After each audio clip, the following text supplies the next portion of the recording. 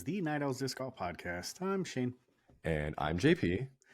And no Ben until just a couple minutes from now, because he had a interview with Garett at Hooligan Disc, also the Disc Barn. And what we're going to do is kind of have a conversation about it afterwards. So we'll listen to the interview, and then JP and I will kind of give our reaction and kind of chat and banter and do a little round table afterwards. So JP, anything to add before we jump into the interview? No, not right now. We'll Right. wait. So this was a very good interview.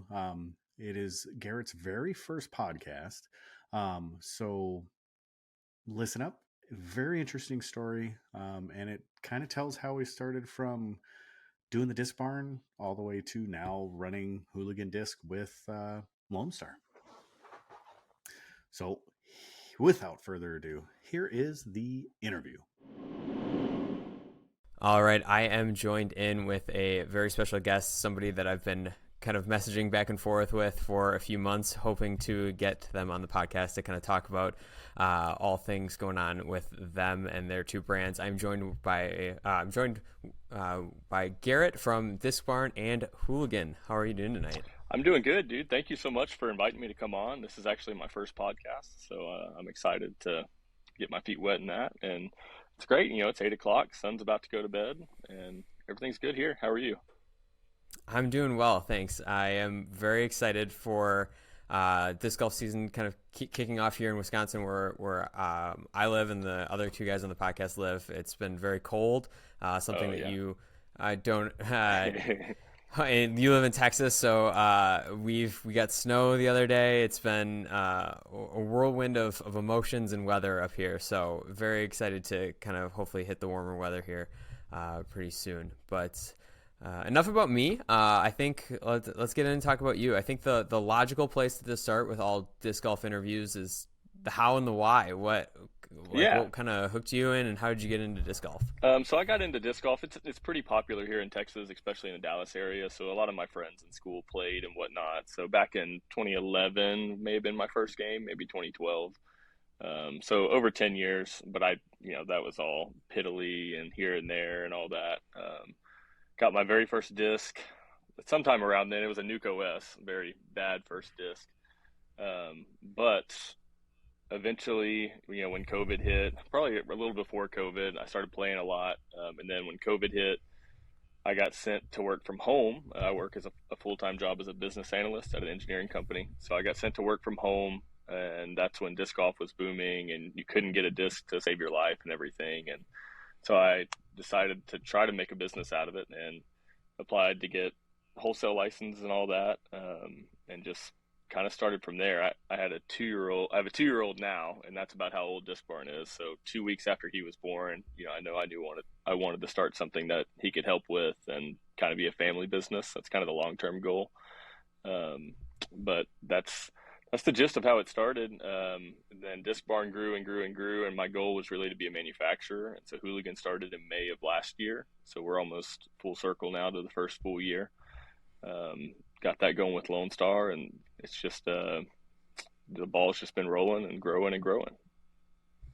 Yeah, that's awesome. I've definitely been kind of seeing it and kind of seen the progression from, those first kind of, at least my exposure to those DGN ads to kind of just joining Marketplace and seeing all the kind of the growth on that. And we'll get into that for sure. What kind of hooked you? I think that's something that, I ask everybody is like, was it like, just like the first time you hit that line? Was it just like the different courses? Kind of what was like that hooking and kind of defining moment for you?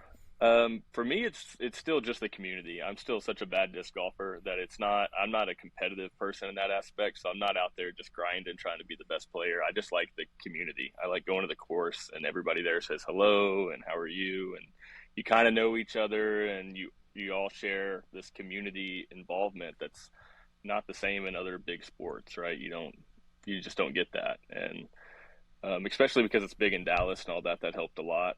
But that, I would say that's 100% what hooked me. It's just the community of it and how friendly everyone is. I can't think of a bad experience playing disc golf hardly. There's no arguing. It's just all camaraderie, and it's just a good place to be.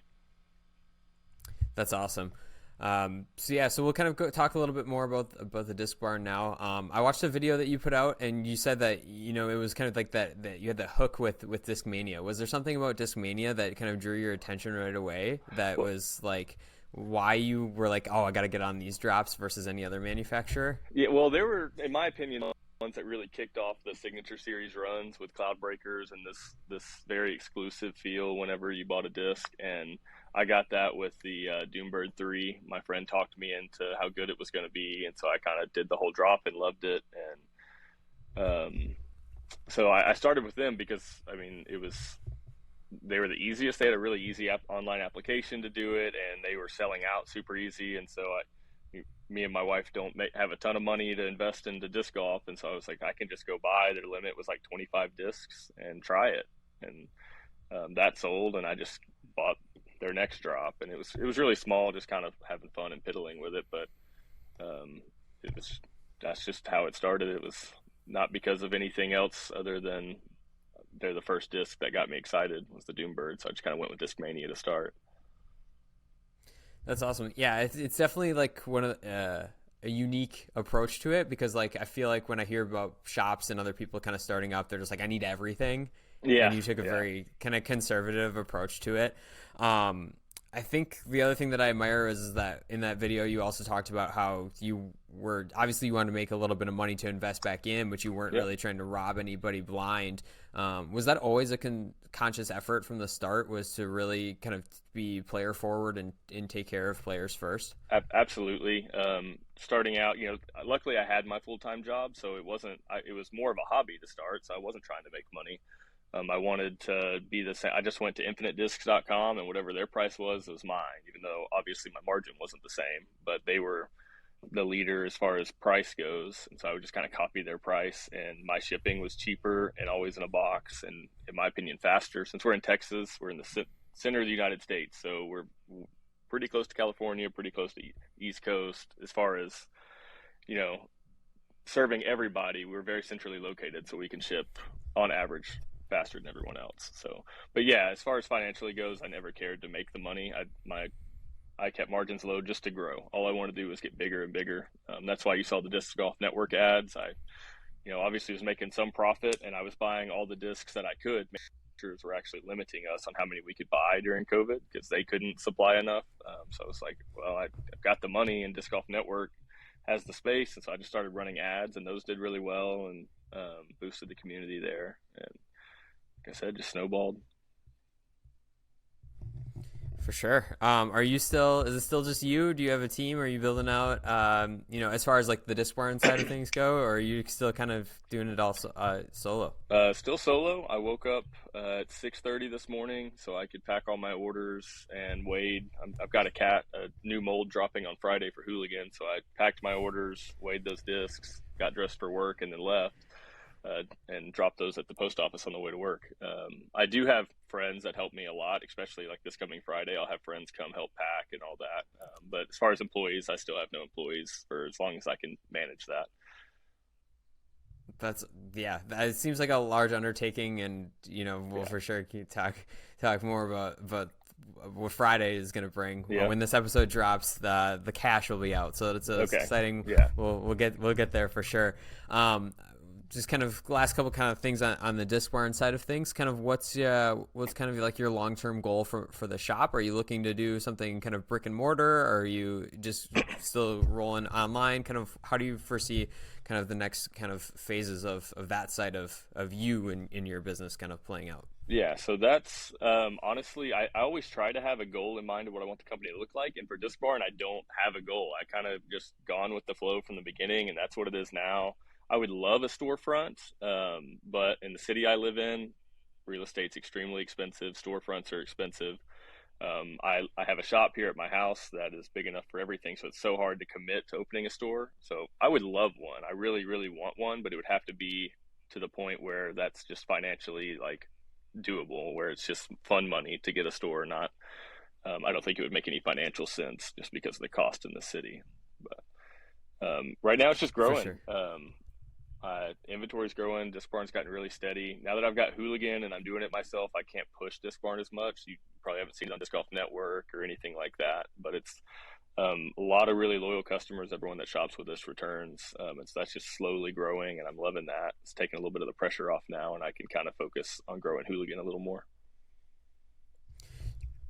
Yeah, for sure. Do you foresee with your projected growth having to bring on somebody, or maybe, maybe shifting kind of some things around? Yeah. I guess one of my other questions was going to be, do you foresee yourself going all in as well as with the Disc Barn / Hooligan and doing that full time? Yeah, so there's two routes I could take, right? I could either keep going to work every day and hire somebody to manage the shop and do the day-to-day stuff, or if it makes financial sense, quit my full-time job and I'll be the person doing day-to-day. I think the ideal thing would be, because the day-to-day stuff's fairly simple, I would love to have somebody here to help, just because I don't think I've always got the right idea. So just having people to bounce ideas off of that's here doing it every day I think that's good for growth. So I think that would be the next step, is hiring someone. And I've kind of branched out a little bit in that, but just not that aggressively yet. But I'm right on the cusp of definitely having to hire someone. For sure. Your buddies are always there, but eventually. Yep. Yeah, they all work jobs. So. Yeah, for sure. So just kind of switching gears now, I think one of the most exciting things, definitely a very exciting week for Hooligan, is that you're dropping another one of another mold that is exclusively yours. Yep. So kind of walk me through kind of the start of Hooligan. Obviously, you said earlier that it was always your goal to kind of be a manufacturer. Kind of what triggered that for you, and what was kind of like the big reason for wanting to manufacture? Yeah, so owning the Disc Barn, obviously I work with every manufacturer, so I get to see what they do and don't do that I think they should do. And so I think it's helped me build such a big knowledge base, and I can see what sells and why and when, and there's a whole timing scheme to everything. And so I really, just being a manufacturer in general just seems like just a fun thing and fulfilling, but I think I can be really good at it based on the knowledge I got from Disc Barn. So I reached out to a couple different manufacturers, and there were some good ones and bad ones and whatnot, but luckily with Lone Star that all worked out, and that's been growing really well. So yeah, we have the Cash. That's our second exclusive mold with them, so I think people are going to love it. A lot of their pros are already throwing it. It's different. It's not the same. The Flip, both of my exclusive molds are very different than any other disc on the market. So the Flip may be the most understable mid-range you'll ever throw. And the Cash lives up to its name for sure. Yeah, it lives up to its name. I don't know if you've thrown one or not, but it's flippy, which is fun. It opens up so many new shots. It's similar to a Paradox, but it is definitely different. If you throw them, they're different. But then the Cash is a stable putter, which is a lot of people have, but it's on that Tomb level. There's this hype of the Tomb gang. Cash is right there with it, with, in my opinion, a better overall feel. So, and I don't know if anybody really putts with the Tomb, but for some reason it's a really good putter and a really good throwing putter. So it somehow accomplishes both of those. So you said, you mentioned that the Flip was something you designed that wasn't on the market. Yep. A very flippy mid for sure. But was the Cash? Did you design that, or did you tool that specifically for you or for preference, or were you just looking for something different from a putter? Because I feel like a putter is just something so intricate and so unique to each individual person with why they putt. Yep. Did you put any of like your own preference into designing that mold? So Terry at Lone Star, he does the designs for me. So it's really nice what we have going. I can kind of tell him what I want, how I want it to feel. I'll give him some dimensions and stuff occasionally, and he'll send me mock-ups and we can work together, but he does the heavy lifting there. I knew what I wanted in a putter, that I wanted it slightly stable, definitely shallow, kind of on that PA3 level type disc. And unfortunately, in disc manufacturing, as you can see, if you go grab 5 destroyers, they all fly different. So you have an idea of how you want it to fly, but you just don't know how it's going to come out. So originally, I was hoping for a fairly straight to slightly stable, which it's pretty close to that, but I didn't expect it to be a good throwing putter to have that kind of stability, and it just happened to come out just like that. So it's really hard to go in with an exact goal in mind designing a disc. You just kind of have to give a little bit of a range and kind of see what you get, and then you can modify it and get closer. For sure. Did you always know you wanted a bead? Oh yeah, yeah. I've never been a non-beaded putter kind of guy. I mean, I wanted to putt with my own putter, so I was using For PA3, sure. so I transferred to this, and so that's kind of how I came up with the cash, and just trying to expand the lineup. So now that you have a mid-range, a fairway, a distance driver, and a putter all through Hooligan, and that's going to quickly keep growing. So Awesome. Just backtracking, and then we'll kind of go forward. My question, two questions here is the first one is, without going into too much detail, you mentioned that you worked with a couple different manufacturers trying to kind of find some things before you got to Lone Star. Without going into too much detail, can you just kind of let us behind the curtain a little bit about like what you were feeling that you maybe didn't like, or what you kind of saw but you knew you wanted to go somewhere else? Yeah, so I talked with Gateway first, and Dave McCormick at Gateway was super helpful. They were really nice. They sent me basically mixes of tops and bottoms that we could do of molds that didn't exist. And there were some good ones. And I just didn't get super excited about it. And so I kind of wanted to make new molds, but he didn't have in-house tooling at the time, and he was working on it. But so that just kind of, we slowly talked, and it just never came to fruition. And then I talked with Legacy because I really like a lot of their plastic and their discs. And that was slowly moving. I mean, that conversation wasn't over, but then I was also having a conversation with Lone Star, and that just escalated quickly. And they're in Texas, 3 hours from me, so I can just drive to the facility, and it just made the most sense out of everybody I talked to. And their quality, their swirls are very, very good, and they just had pretty much everything I was looking for, and it was great that they were 3 hours away, so it just made the most sense. So, for sure. So I think, full disclosure, I am on the Ranger team. So Okay. I have threads, and I have I still have a vibe somewhere that I'm still sad that I won't be able to get a backup of because they no longer exist. Yep. But yes, everything about Lone Star that you're just discussing is 100% accurate as far as just great plastic, and it's to me it makes 100% sense as to why you kind of landed with them. Obviously the proximity, but how did the conversation kind of go when you first were kind of reaching out? Because I feel like it's always a challenge, at least in the way that I view it, is that it's definitely a challenge when you're just approaching another manufacturer saying, hey, do you want to make my stuff too? So I guess, how did that kind of kickstart, and kind of how did you guys kind of come to an agreement? So I drove, since luckily they're down the street, I just drove down there, and we started talking. And they're an oil field manufacturer, so they already manufacture parts for other companies, which a lot of manufacturers for disc golf only just make their own discs, right? And that's it. So they already know how to manufacture for other people. So I think that helped a lot. Honestly, it was just easy. Everything that they told me, I didn't have any like issues with. There was no negotiating hardly. It was the number they told me I was happy with. The capacity was great. The quality, their plans long term lined up with my plans long term. They were definitely much smaller when we first started talking. So they've, as you know, grown like crazy in the past year. So they've had some capacity issues there, and we're working through all that. But overall, they just made it really easy, a really easy choice to use them. So That's awesome. I guess why Hooligan? So you said you watched my video, and so I've always wanted a fun brand. Yep.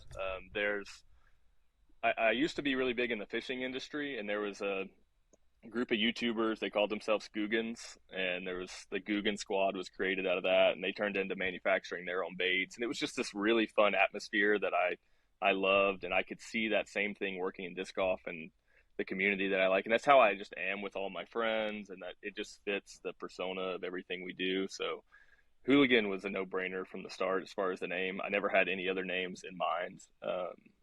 I wanted it to be something that sounded fun, not just a generic name or anything like that. It needed to show the personality of the company. Great. So then, kind of fast forwarding, you've got the name, you've got your manufacturer. Yep. What was kind of the thought process of like how you were going to just, I guess, decide on what your first mold and what your first run and plastic and everything was going to be? Yeah, so it's kind of funny. The very first attempt at the Yeet, I wanted an overstable distance driver, in that destroyer, DD3, that kind of range, just a solid distance driver. And they started messing around with molds, and it just wasn't coming out right. The very first Yeet design actually came out to be the tumbleweed, so not an overstable distance driver. So I was like, I No. can't use this, and they wanted it, so it worked out well. And they're like, well, we've got this other mold that we're working on right now. It kind of sounds like what you want to work on. And so they hadn't released it yet, and it worked out. I was like, that aligned perfectly. I wanted an overstable distance driver. They were working on their Warbird mold. And they're like, how about we just use this together in that way? Because it doesn't make sense for us to both have 12 speed, 5 -1.3s. There's no point in designing two different ones, right? So a lot of people give me a lot of crap that the Yeet's just the Warbird, but the Warbird's just the Yeet. I mean, honestly, they were kind of sort of not. Obviously, the Warbird was out first, but it wasn't out when we decided to use the mold or anything. It was a combined effort there, but that's how that started. That is a very fun piece of trivia that I didn't know, and I don't think a lot of people know. Is that the inspiration for the Yeet ended up being the tumbleweed? Yeah, So that's it's a very fun fact. that's pretty cool. That's pretty cool that at least it wasn't all for naught, and that it came to be something else within the Lone Star lineup. And I would like to say, like I told you, it's hard to design and they come out different. Terry has gotten so now at what they want to make, he can make now. Like they've grown, they've learned, and they're really good at it now. Not to say they weren't that good at it before; they were clearly. So just want to make that clear. No, Yeah. for sure. I think it's just one of those things where, it's kind of like the Bob Ross, like, Yep. all the Yep. happy Exactly. accidents, right? Yep. It's just like one of those things where, so then we'll fast forward a little bit. So, the kind of company's kind of taking off. And I guess my first question before we get there is kind of what was your naming? How did you just settle on your naming scheme, and kind of what was, I mean, you said you wanted to go with something fun, but did you always have these names, and kind of how are you kind of just deciding these? So the Yeet, that's what I started with. I knew I wanted to make a disc golf company, and half of it was because I knew I wanted to name a distance driver Yeet because of the self-marketing and fun aspect of it, that the disc golf market would go crazy. I thought it was too good of an idea to pass up. I've seen people kind of make fun of the name, but that also is good publicity. I'm not even the kind of person that yells Yeet or anything when I go play, but it's just fun and it's descriptive and it makes sense. It's not like it's not like it's random. It makes sense for the disc. And then honestly, I wanted to make the Vibe, and that was kind of a last minute naming decision. And so that's why the Vibe is, in my opinion, the Vibe doesn't really fit in the rest of the names. It's not descriptive of the flight. It's 4 letters, which helps. But the thread is obviously threading the needle. Flip is flippy. Cash is just straight cash. So Vibe didn't fit that. But Yeet I knew that before I even met Lone Star. So Great. So I guess the next question: why no more Vibes? yeah. So Why we've have got the Vibes subsided? we've got shared molds, right? Yep. And so the Vibe It was the curl, right? Yep. The Vibe was the curl, and as Lone Star has expanded, they've started adding names to the molds and everything, right? To the bottoms. So, on the bottom of a curl, it says curl real big. So I don't Yep. want to sell a disc that says curl when it's my Vibe or anything like that, right? So the only way to get that marking off the bottom is to build a brand new mold. And because nobody really seemed to want to buy the Vibe from us, if I'm going to put the money into designing a new mold, then I decided to just make a new one. That's why I went with the Flip, actually. So Yeah. So the great transition. So is that's kind of the big reason is of why you wanted to do an exclusive mold, was just to have something that was truly yours and there wasn't like the comparing? Ideally, like the sharing of the mold helps out a lot at the beginning, and it made sense because it was the exact mold I wanted with the Yeet. But in the future, it makes sense for us to have completely different molds. It's easier processing for them. It differentiates us. We got a lot of negative views from us sharing molds, sort of thing, which a lot of companies do. But I think it was just brought forward and maybe too obvious with us or something. I'm not sure. So just for that negative connotation and everything, we're moving away, just doing our own molds for the most part. I wouldn't ever rule out us sharing a mold, especially if we both have a mold we both want that's the exact same. There's no point in not sharing it. But yeah, so that's kind of why I'm doing my own molds right now, because I want to keep the face of the company really happy, and I don't like seeing negative stuff out there. Obviously, it's not fun. So For sure. So I guess what's if you can say, if anything, is anything, we talked about the cache. That's kind of the, your next big release. Is there anything that we should know about the cache as far as like the plastics? I know that it's coming out in the Delta plastic. Yep. You've kind of called it soft and hard. Yeah. At least on your website. Can you give us a little bit of a breakdown as to like the decision-making process that goes into when you release runs or the cache or the flip, as to what plastics you're choosing and why you're choosing them?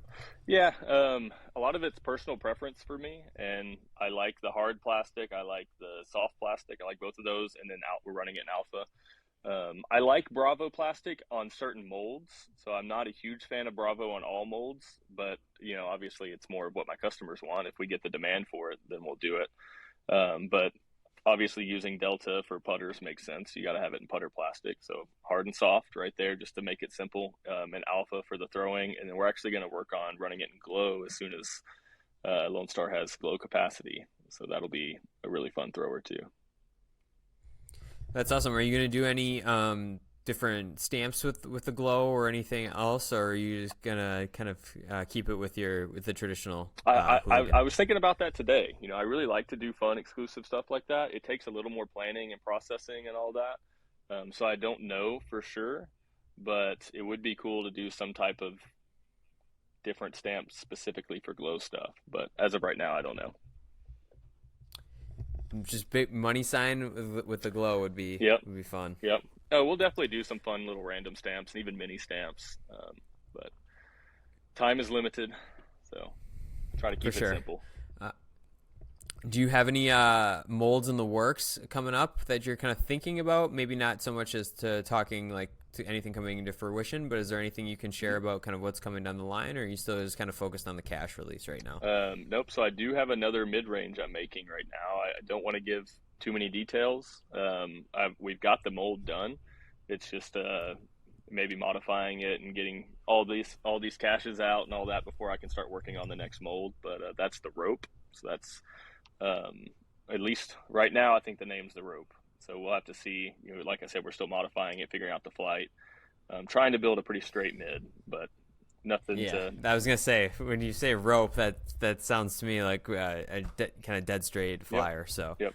So, that's awesome. Do you have a timetable of kind of when you'd like it to be released, or are you just kind of going with the flow as far as just however long it takes is however long it takes? What are we in right now? April. So I mean, end of June, maybe July. I actually go to Colorado first week of July, but sometime in like maybe July. I don't want to give anything too aggressive, but within the next few months, for sure. So the heavy lifting is done. So that's awesome. It seems like you can't go wrong with the Dillards, because it's just like a very kind of, I don't want to say quick process, but it seems very seamless at this point that you can just kind of connect with them from you're very close, but even still you can just shoot them a message and say, hey, this is where I'm at with things, and then they'll get back to you pretty quick. Is that a fair assessment, that the communication is just so easy with them? The communication is really easy, especially with, there's a lot of points of contact I can talk to there, and we just have conversations, and they've got the family style there and whatnot. So they just know what they're doing. Wouldn't say communication's like the world's best or anything's the world's best, but they just make it easy on me, which I really appreciate. And hopefully we can keep that ball rolling. I'm trying to help them as much as I can. Lone Star sells really, really good for Disc Barn. It's actually our highest seller like the past 2 months. So I want to keep that relationship going and all that. And I think it just we just both work well together. That's speaking of people that are working well. You mentioned earlier that you've got some pros throwing the cache, and you've got some pros on the Lone Star team. What's been a surprise for you as far as anything with them, or kind of how's the relationship going? What does everything kind of look like? Relationship's really good. Obviously, Chandler Kramer. I met him before I think it was before he went. It was one of the big tournaments before he really started. So I signed him onto the Disc Barn basically, and so we've just been good friends and hang out and whatnot. And so once I had Hooligan, it made sense to sponsor him since he's with Lone Star. Burridge, Chandler kind of set that relationship up with Burridge for me, so that was perfect. And I sent him kind of everything we were making, and he loved it, especially the cash. He's a huge cash fan. He's putting with it, but he throws it a ton. And I want people that have the vibe of hooligans, right? And their personalities are just fun. They're fun people. They're super nice. They come stay here with me all the time. I'm just glad I can help them. But we've got, let's see, Chandler, Rob, and then we just signed Freddie. He's our third one, and he's just really good. He's a funny guy. He throws the cash really well. He can throw the flip. For somebody that can throw 550, he can grab a flip and just throw it perfect. I don't know how he does it, but he can. I think he's the master of the flip out of everyone I know. He's got so much touch, but yeah. He's very good. I got my first taste of Freddie when he was on coverage a few weeks ago, and just to see him, and yes, really fun to watch him play for sure. You previously had a relationship with Caroline Henderson. Yep. I think so. Is that with her new contract that she signed? Is everything kind of pushed aside for now? Oh yeah. As far as with you guys. Yeah, so she's here local. So we were talking originally, and then we decided to sign her on with Hooligan when she said she wanted to go on tour, so we could help her as much as we could. But being as small as the Hooligan is, me and her knew from the beginning and said from the beginning, if a big manufacturer comes along and offers a contract to her, like, I'm not going to make her stay. If anything, I tried to help as much as I could and set her up with people to get to know everybody. And we did have a signature disc that we were working on for her, but that obviously got pushed to the side. But now that she's with Prodigy, I'm just happy that everything worked out. That was, like I said, kind of the plan. It happened a lot faster than I thought it would. But I'm super happy for her, and I'm sure you'll see her around, maybe with Disc Barn or something eventually. Awesome. Can you let us know what type of disc, what mold you were working on with her? Yeah, that was our new mold that we're trying to release in a few months. That was going to be hers. Oh, that was going to be hers. Oh, Yep. That's awesome. Yep. Well, I am very excited for the cash release. I'm hoping to pick up some. Can you let us know where they will be available this Friday? Yeah. It'll be Friday, and when this episode comes out, they'll be out for you. Yeah, so with all the first run stuff, it's exclusively Hooligan, HooliganDisc.com. Every now and then I'll throw them on Disc Barn if I have time, but it takes a lot more time and inventory processing to switch them over to Disc Barn and all that. But 6 o'clock Central Time on HooliganDisc.com, you'll be able to get them in the alpha, hard, and soft plastics, as well as these shirts. I know you said this is probably going to come out after the drop, but I changed the logo to white in this, and then the back will say Hooligang. That'll be an exclusive t-shirt drop only during the cash drop. After 24 hours, it switches to just the Hooligan logo on the back. So trying to give something to my supporters that are there for the drop that can get something exclusive. That's awesome. Like I said, very excited. Thank you very much for coming on. I've learned a ton about Hooligan. Very excited for you and for Disc Barn. Is there anything else that we didn't talk about that you want to kind of either mention, shout out, or kind of have a conversation about? Not much, other than, if people see me out on the course, say hi. I respond to everybody on social media as much as I can. I just like to become friends with everybody, and I think that just helps. I want people to feel involved with the brand. I want them to feel a part of Hooligan, have fun with it. Even all my players that I sponsor, I told them, don't throw the discs if you don't like them. I don't want to do anything just for money. I want people to join because they like it and they like the brand and they want to be a part of it. And so please reach out if you have any questions. Hooligan is at a lot of retailers now, so you can get it in most of your local stuff. And I think that's really it. Just keep an eye out. We're trying to release as many molds as we can, as fast as we can. It just takes a little bit of time, but we're we're trying to grow. Awesome. Well, I thank you very much for coming on. It was a pleasure talking to you. I will be sure to keep out. I'll be sure to let everybody know about the drop. I'll keep an eye out myself. Look forward to throwing the cash. So thank you very much for joining me. Of course. I hope you have a very successful drop this week. Thank you so much. Thanks for my first podcast experience. It's been great. Hopefully it's well received, and everyone leave a comment down what you think. If you have any questions, I'll try to reply to them and all that. So thanks again. I really appreciate you having me on. Thank you. Yep. All right. Welcome back. What a great interview. Thanks, Ben. Appreciate it. All right, JP. Well, let's start having a conversation about this. I was very interested, and I kind of bummed I wasn't involved in the interview, but in the same regard, that was what we decided to do.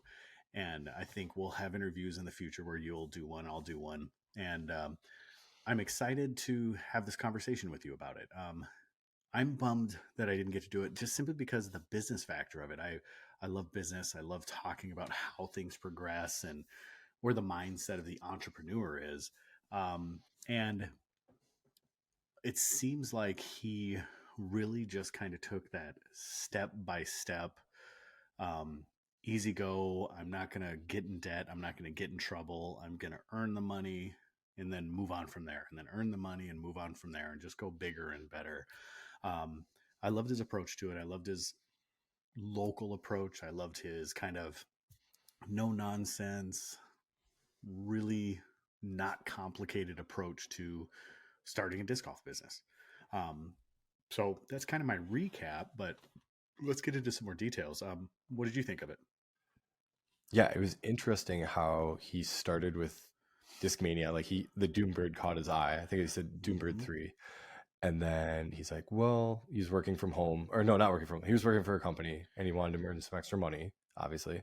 Yep. And then he's like, well, I can start by, selling Discmania. So you got the Discmania discs, started by a little, made the money off that. Then he decided to buy more and more. And, and eventually Disc Barn has grown to be what it is right today. And I think, like you said, he didn't throw all his eggs in one basket. He, understood the risk management of things and was like, okay, if I start small, make the money, I can figure out how I can sell more and more, and eventually grew his business that way. And it was just super savvy. Exactly. And very polar opposite of what I did, and what we did with Door Disc Golf. I guess there's a similar trend, but we just kind of like, okay, we're doing this, let's ramp it up. And that's when we all decided to go forward with it. And I like that approach. I think it's a much more natural progression. It's easier. And he seems to have a very good, keen eye on marketing and growth and creating community. And these weren't implicitly, or they weren't explicitly said, but they're really implicit in how he does things. He really focuses on the community and he mentioned that he kind of took it from fishing, that he was watching a YouTube channel that had a very similar vibe to what he was looking for. And it's reminiscent of Ryan Miller and Thank You Disc Golf with skating. And I like that because I like how the influence of other niche or other hobbies are kind of creeping into, and it's kind of evolving into this disc golf. And we're starting to see more imaginative, more creative, more, kind of outside the disc golf box thinking, which I'm really excited to see where that's going to progress the game. And it shows with his disc naming and kind of his philosophy behind how he runs things, and even his kind of laissez-faire attitude about his discs itself when it comes to his players. Like, you don't like them, don't throw them. And it's kind of this is kind of counterproductive to what it seems like a sponsored player would be, but heck, he's honest, he's upfront, and he says, hey, if you don't like my disc, don't throw them, but I'll still put my name on your back. I think I won't say Clash has that same kind of mentality. They're not really requiring you to throw Clash discs. They want you to use whatever discs you can that give you the best opportunity to perform, but they want you to use as many Clash discs as you feel like you want to use. Or I think that's what As you feel I've comfortable kind of using, really. Yeah, exactly. Yeah. Yeah. And I mean, working with Lone Star, hearing that portion of how that relationship grew with the Dillards and how I was surprised he used Gateway's name and Legacy's name in the interview, because Ben, I think, kind of talked about him or mentioned that he had worked with other companies, or maybe it was in this video that he put out. His video is the in his Disc Barn video, and he didn't name He anything. didn't allude to him, but then he mentioned them in the interview. And I was really shocked by that, but that's cool to hear. And then you hear about, Lone Star being 3 hours away, and just the ease of being able to go see the factory, everything that way, talk to the Dillards and get the ball rolling on Clash, or I mean on Hooligan. Sorry, I was thinking about Clash again. And his mentality that, once he started getting into the Disc Barn, and he always had this kind of idea of being a manufacturer. I don't think, I'm sure, like, everybody kind of feels like how awesome it would be to be like, yes, I can manufacture. I have a great idea for a disc, but have that to come to fruition is really something pretty special. Well, yeah, I'm sure, and I don't know the feeling that this would bring, but to actually hold that first disc in your hands, I feel like that would be a great accomplishment. You would just have this amazing sense of pride. You would want to run around and tell everybody about it, and the one thing that I caught, and these are the kind of reading between the lines and behind the scenes, and our conversations with Josh Hofstra, and Josh saying that there's really no issues at all with keeping up with production. It doesn't seem like Garett has that same feeling with the production of the Hooligan discs with Lone Star. So maybe Josh is alluding to the fact that Lone Star is a priority and Hooligan is kind of second, tertiary behind Lone Star stuff. But it does kind of enlighten you to some of the issues we've been seeing with just being able to get the disc. Now they're crazy popular. They're growing. They're some of the best sellers, not only in our shop, but almost every shop that carries them at this point. So I wonder if there is going to be any issues in the future with production time on these machines as Lone Star continues to gain more popularity. Based on what Garett was saying about production time. Right. It kind of reminds me of the Innova Discmania relationship, where Innova, during obviously different times because of the pandemic happening and everything, but Innova kind of had to worry about pushing out their own products more so than Discmania, and the Discmania pivoted and, went towards Latitude to 64 and had the Evolution line and the Yukon discs with the baseline active line. There's only one, two, three, I think 3 molds currently. Is that correct? The Yeet, the Thread, and the Cash that just came out. Oh, they had the Vibe, but that's discontinued. Yeah. So there was 4. That's a small enough amount of discs that I think you couldn't worry. I mean, you can worry, but it's not like Discmania where they're asking to make hundreds of a certain mold at a time, and then like you're creating thousands of molds for across multiple, multiple molds. But apparently, from what I've seen, the Cash was doing pretty well when they came out. So I don't know how many they made, but it sold pretty decent.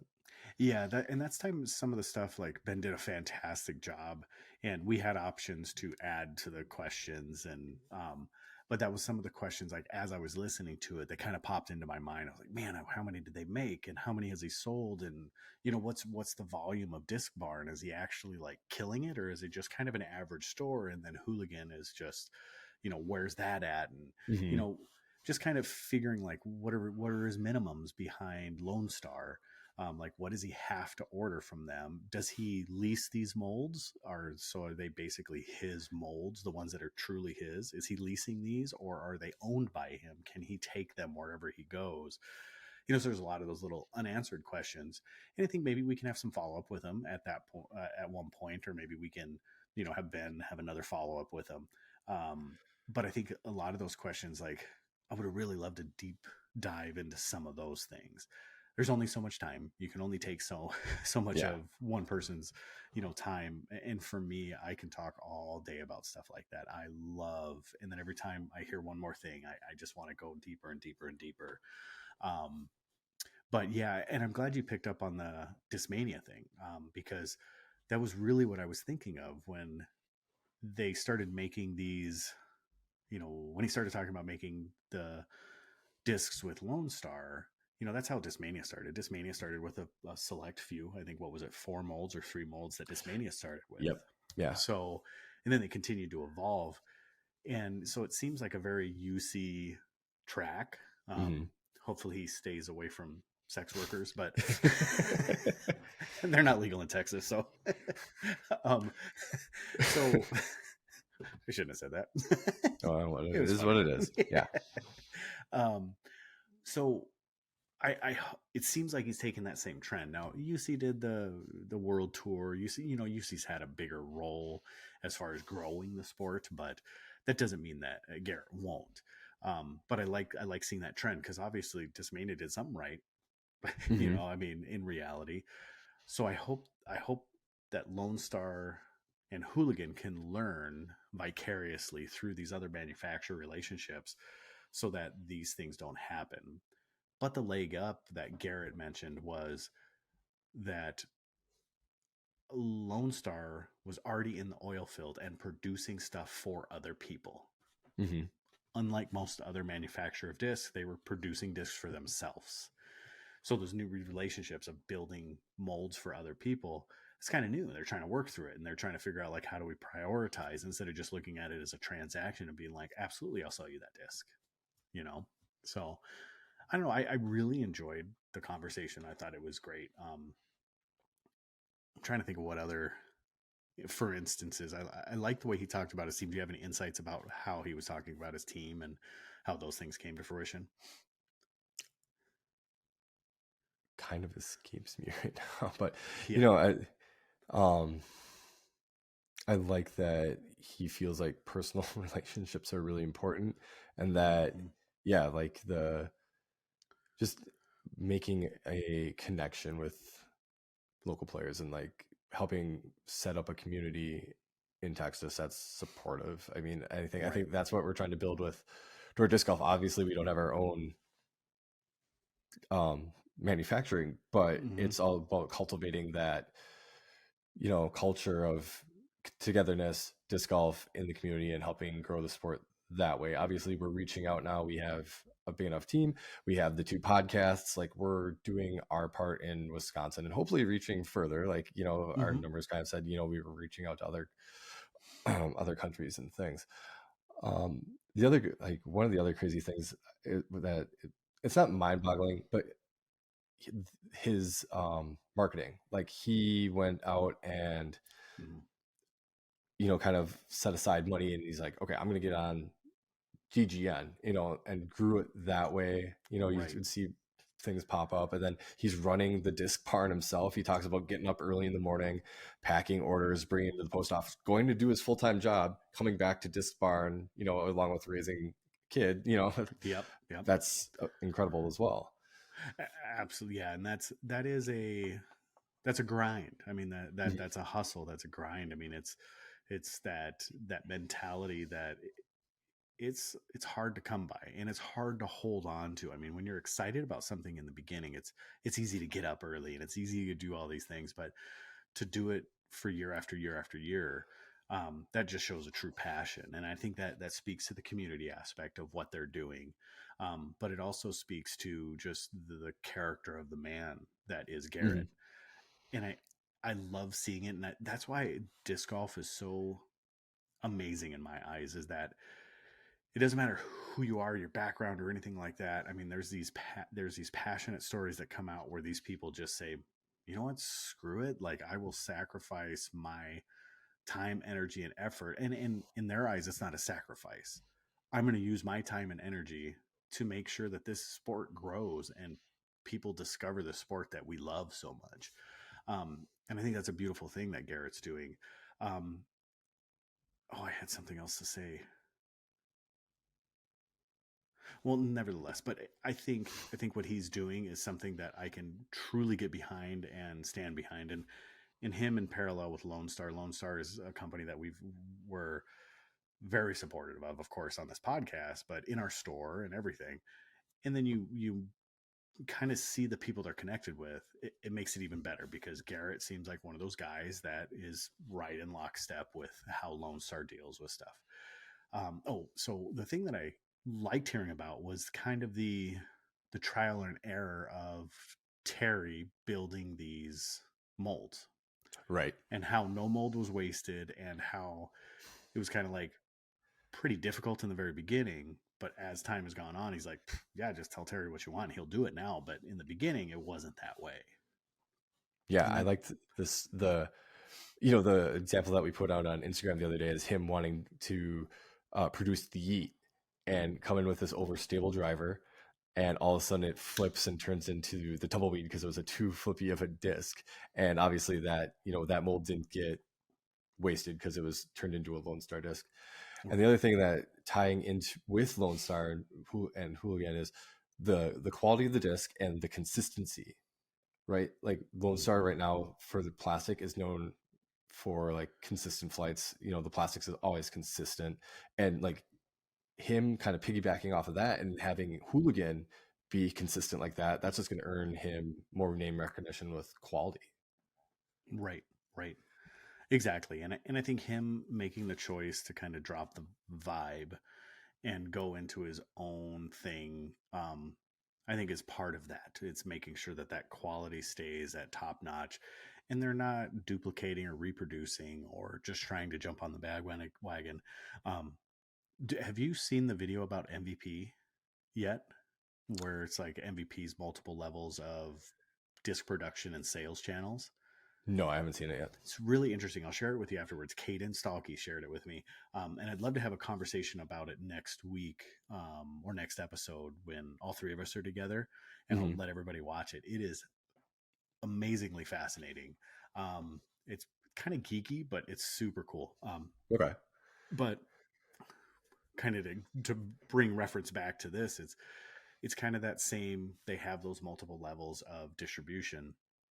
And I think if they're savvy enough, they'll be able to kind of compete with these larger Walmarts of the disc golf industry here real soon, I think. And Walmart as in the reach, not the quality, if that helps any. So yeah, I mean, all in all, I was glued to the conversation. I enjoyed the banter that they had back and forth, and I was really interested to know what was in the Whataburger cup. Yeah, same. He kept reaching for it. I was like, "Ooh, we don't have those around here." So yeah. I was just like, "What is it?" Exactly. Like, they have just their special us. drink. Yeah, maybe it's just like sweet tea or something. I don't know. Yeah. But all in all, so they dropped the cash. It seemed like it went very well. Did you end up getting any of the cash? I did not. I know Ben got one, and he shared that picture with us. It looked really nice. They did an Instagram live when they're boxing up orders, and so it wasn't Garrett, it was another guy, probably one of his friends, helping him out. But he would go and show talk about someone's order and then pull it and show the discs, and really nice swirls. It's in the Delta plastic, but I think I don't know if it's called something else, but it was like hard and soft, and then maybe they had a premium plastic, but I thought it was just the Delta. They did. They just I don't know if they released it, but Alpha they only work in the Alpha. Yeah. Okay. Yeah. So, and I know their new mid that's coming out is something that's pretty interesting to me. I would like. I'm a mid junkie. I love mids, of course, but that's still a slot that's really kind of, the EMAC is something that's filled that slot for a long, long time. But I'm looking for something just a bit straighter, doesn't finish as hard. And it sounds like this might be, because it's called the Rope. So it sounds like it might be something. So was it, he's thinking sometime in July it'll come out. So I'm interested to see that as well. I'll probably be on the horn trying to figure out one of those as soon as they come out. Yeah, it's interesting to hear that it was going to be Caroline Henderson's signature disc before she switched over to Prodigy.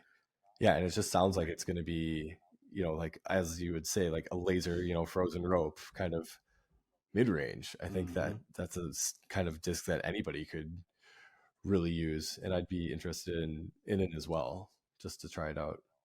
Right. Right.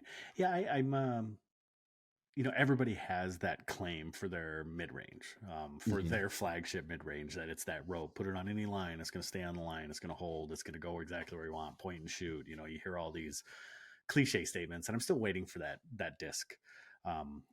And we'll see. As far as how I throw, I haven't found that yet. The closest thing that I have is the Comet, but the Comet does not have the stability that I am looking for as far as the finish that I'm looking for if I need it. So yeah, but all in all, I'm really happy. I thank Garett. I wish him all the luck in the world. We will be supporting Hooligan in the shop as best we can. We do have, geez, what do we have? The Yeet and the Thread. thread in the shop. So we'll continue to carry them, and as the cash comes available for us to purchase wholesale, we'll probably do the same thing, and which I think it actually has already. We just haven't ordered it yet. So yeah, I'm glad we were able to get him on the horn and actually have a conversation with him. Yeah, Ben did a really good job Mm-hmm. interviewing him, and just want to thank him for coming on, and hopefully we, gave him enough of a spotlight in this opportunity that people listening go check them out if they haven't already, because I think they're, Mm-hmm. they're growing. They've got a pretty decent following, Hooligan and the Disc Barn as well, Right. and he mentioned that hopefully someday maybe he can have a brick and mortar store. They're only online right now, but he's got a ton of inventory that he has in a garage pretty much. Right. He's just working out of the garage, and hopefully one day he can get that brick and mortar store and get people in and buying discs. Yeah, and I wish him luck in that. I know that baby steps is the direction he takes, which is fantastic, and I think that's a very responsible way. I don't know if he's really seeing that in his future, as far as near future, the way he was speaking, but who knows? Maybe we can bring a little night from our fans and hopefully push them his direction as well. And I know it sounds weird for a shop to push towards another shop, but heck, there's we buy more than enough discs as disc golfers to support multiple shops. True. So we can You know, definitely do that. if this was casual relief, they'd say no free ads, but whatever. That's what we're all about. Like, Yeah. excuse me. Who would Yeah. honestly, who would pay us for an ad anyways? Yeah, I know. Yeah. I mean, I like really gorgeous guys, but outside of that, I mean, so, well, anything else to add, my friend? Like, follow, Yeah. subscribe. And Give let us us a know if review. you like this style, because I would like to try to continue to do these if you guys like them, because we do have quite a few people that have said yes, that we want to do some interviews with. And if it's a style you want, that's great. If you want the old style where all four of us are just kind of bantering back and forth, that would be fine with us as well, but just let us know. But outside of that, door_disc_golf, night_owl_pod, and then doordisc.com. And you also catch this episode if you're listening on YouTube, and it's Door Disc Golf. But outside of that, anything else to say, sir? No, I'm good. All right, keep it subpar. And JP is working very hard in the background on the OnlyFans. It'll come up soon. Mm-hmm. Peace.